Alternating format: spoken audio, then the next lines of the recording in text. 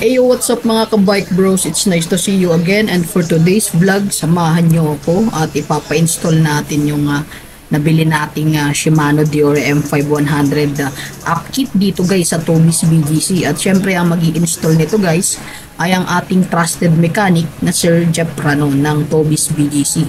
So tara guys, samahan nyo ako. At ito nga no, ito yung luma nating SRAM at aalisin na din natin yan, napapalitan na din natin yan. So tara, let's go.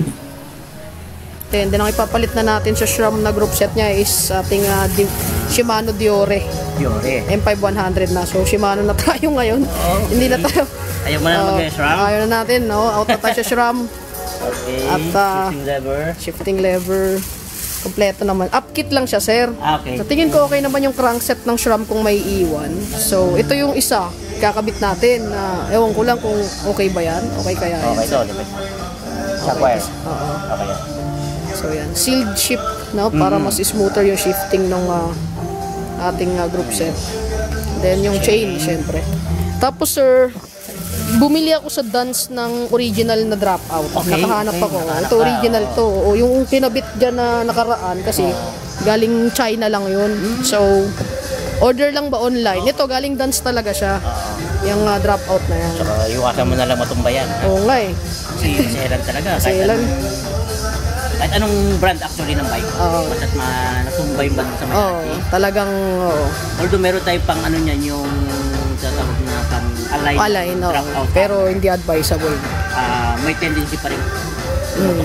Kaya nga. Itong part na to, ito lang maliit na to, 700 na bili ko niyan sa Dance. So, price it. Original naman daw kasi. Palo lang namin dati, nag-sale nga to, nakabili ko pa dati nun, di ba?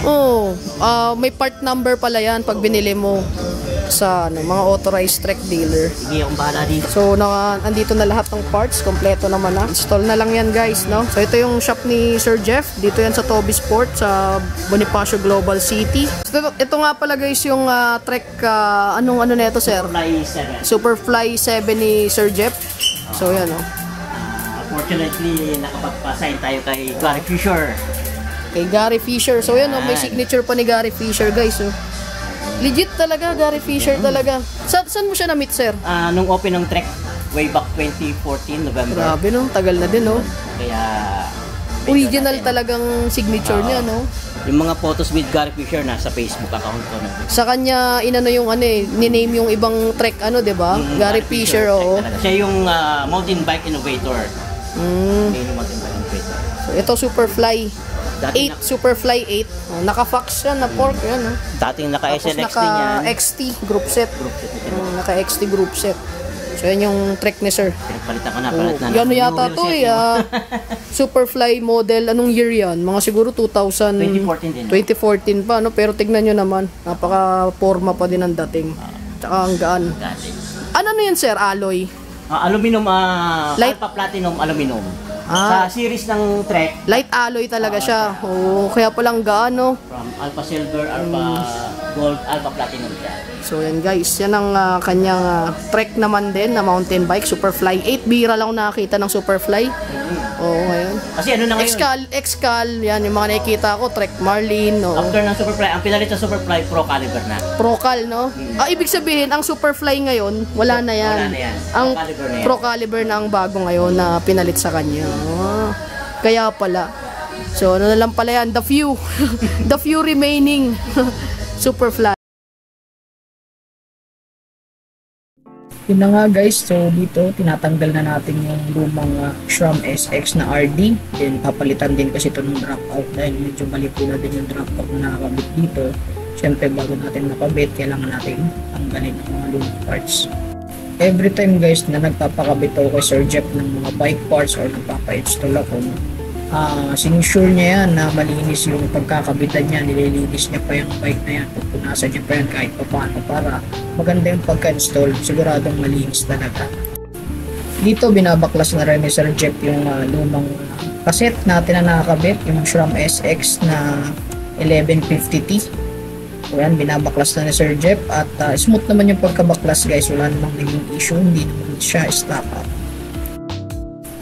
Ito naman, hawak niya na yung bagong Shimano Deore M5100 na cassette. Ito naman guys, 1151T. Yung pinakamalaki niyang kaset, lamang lang ng 1T dun sa luma nating SRAM SX. So yan, kitang-kita nyo guys. Yung kulay niya guys, silver. Yan, diretso salpak na lang to guys. Hindi na nito kailangan guys ng ng microspline itong kaset na to. Kahit yung Hyperglide lang na regular na mga cassette hubs, pwede to, no? Papasok tong M5100 na 1151T doon, no? Kaya okay na okay to guys, no? Hindi mo na kailangan ng microspline na hubs para lang maikabit ito. Dito kinakabit na rin ni Sir Jeff yung ating bagong dropout. Yun nga guys, no, advice ko lang guys na medyo maselan guys yung mga 11 speed, 12 speed pagkabalik ko yung inyong dropout. So hindi maganda yung pagkakatono pagka hindi tuwid na tuwid yung dropout. Then syempre everything is properly torqued. Sinimula na din guys ikabit yung ating bagong shifter din na magmamatch yung Shimano Diore 11 speed na M5100 shifter. Ikinabit na rin yan ni Sir. Ito na nga, kinakabit na rin natin yung bagong wheel derailleur na Shimano Diore din. So kinabit na natin siya. So itong Shimano Diore guys, ang kinaiba niya sa SRAM, itong Shimano Diore meron siyang clutch. So hindi mapagpag yung kadena niyo.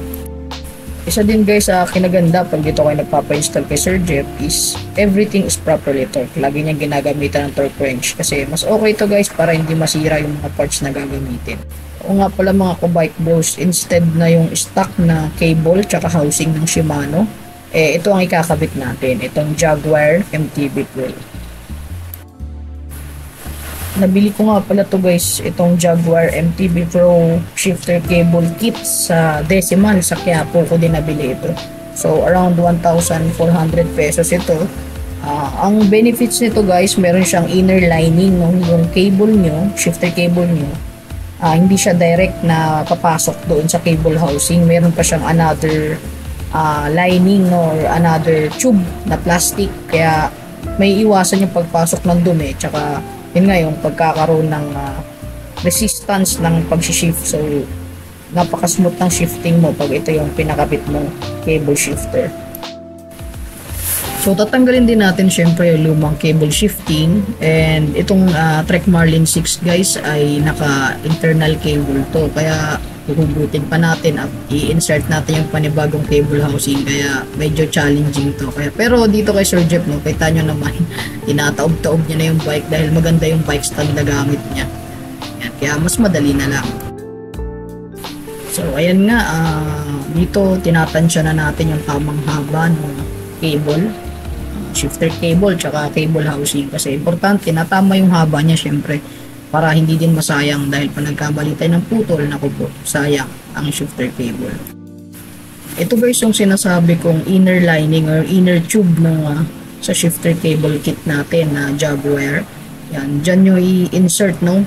I-insert nyo pa yung tube na yan dun sa cable housing, then i-insert nyo pa sa loob nyan yung pinaka cable nya, no? Yung shifter cable. So kaya mas smoother talaga, no? Walang sabit, walang ipit pagka ito yung pinalagay nyo, kaya mas smoother yung shifting. Isa din sa nagustuhan ko kaya binili ko tong Jaguar na to is yung cable housing niya. Ang ganda ng kulay, no? Coffee brown siya guys. Yan. Sa mga naghahanap ng ganyang kulay, napakaganda. Dahil nakuha na nga ni Sir Jeff yung tamang haba at tamang putol sa ating shifter cable at cable housing, i-connect na natin yan sa ating RD or sa ating wheel derailleur. Mas simpler guys yung pag-i-install talaga pag Shimano compare sa SRAM SX. Mas complicated talaga ang SRAM SX. Dito mga ka-bike bros, sinasalpak na ni Sir Jeff yung ating wheelset na nakakabit na yung 11 speed na cassette natin. So very smooth lang yung pagkakabalik natin dito dahil nga nagpalit tayo ng original dropout ng Trek Marlin. So nakuha natin yan sa Dan's Bike Shop dito sa Pasong Tamo. At yan na nga mga ka-bike bros, no, tinatanggal na natin yung lumang SRAM SX 12 speed na chain sa ating Trek Marlin. Syempre para maikabit natin yung bagong 11 speed na Shimano HG601 chain na aangkop sa ating bagong group set. So regarding naman guys sa chain, 126 links siya pag binili nyo, pero as per my mechanic, masyadong mahaba yung 126 links para diretso na lang nating isalpak. So yung mechanic ko guys, binawasan niya na links itong stock na Shimano chain. Pinantay na lang namin siya dun sa haba nung stock na SRAM SX and naging okay naman lahat. Kaya guys, pa nag-i-install kayo ng Shimano SG601 na 11 speed na chain na ito, nasa inyo yan guys or sa mekaniko nyo guys kung gaano kahaba siya. At yun ang mga ka-bike bros, bago matapos ang lahat sa pag-i-install natin ng group set na ito, kailangan nating i-fine tuning itong group set. At yan na nga, pina-fine tune na siya ni Sir Jeff. At sa nakikita nyo ngayon, napaka-smooth ng lipat, no, ng gearings natin. At dito ako believe kay Sir Jeff kasi napaka-lupit nitong magtono. Sobrang fine-tune talaga ng inyong group set pag sa kanya nyo pinatono. After niya i-fine-tune yan guys, iti-test ride niya pa yan sa labas. Ganun siya ka-lupit magtono. At ito na nga mga ka-bike bros, ang final setup ng Shimano Deore M5100 11 speed up.